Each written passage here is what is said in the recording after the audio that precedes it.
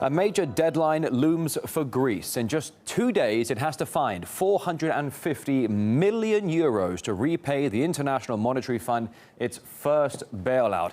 Now, cash-strapped Athens is, doing its best to reassure creditors that it can find the money from somewhere. Let's show you some of the options here on RT International. For example, first of all, Greece could ask EU lenders for a new loan. But so far, Eurozone finance ministers have ruled out that of a third bailout. There's always the pockets of the people. Athens could introduce more austerity measures, but the Prime Minister, Alexis Tsipras, who came to power, did so promising an end to the years of financial pain. Another option on the table, that of the debt-ridden country to announce bankruptcy and simply walk out of the Eurozone. Finally, though, Greece says there could be a plan B, and that might be to ask Russia or another state for money. From what we understand, Moscow could be willing to help. Если будут какие-то обращения, как сказал наш министр финансов, со стороны греческого правительства, эти обращения, разумеется, будут рассмотрены. The Greek Prime Minister travels to Moscow inside 24 hours, which has led to the media speculating over what he will be talking about, and while some leaders, though, appeared quite unconcerned. Les pays européens peuvent aller à Moscou sans que ça pose un problème à l'Europe.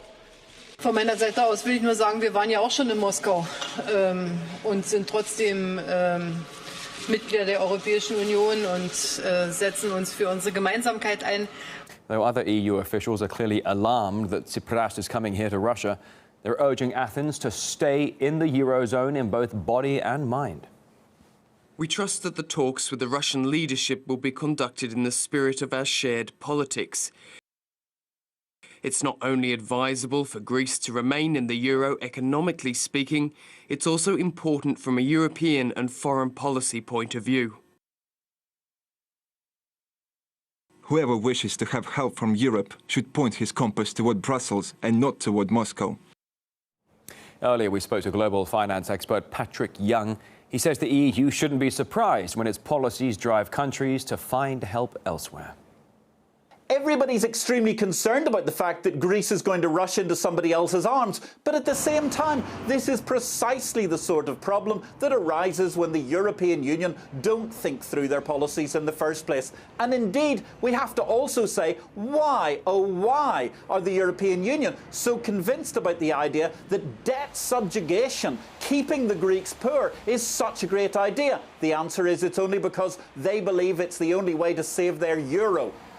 When it comes to saving a simple political project, you have to obviously question the logic of everybody else's judgment. And in this case, the politicians are going to go down fighting. They want to save the euro. They want to save the European Union, whatever that's worth these days. And the European Union is not the only fruit, not the only peach in town when it comes to doing a debt deal.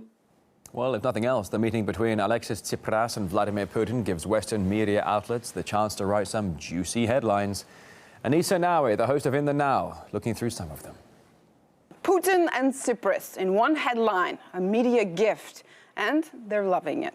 Tsipras risks becoming Putin's useful idiot, shouts an op-ed in The Guardian. Deutsche Welle is playing about with Greece's flirt with Moscow, and the Financial Times, well, they're wielding a gloomy forecast.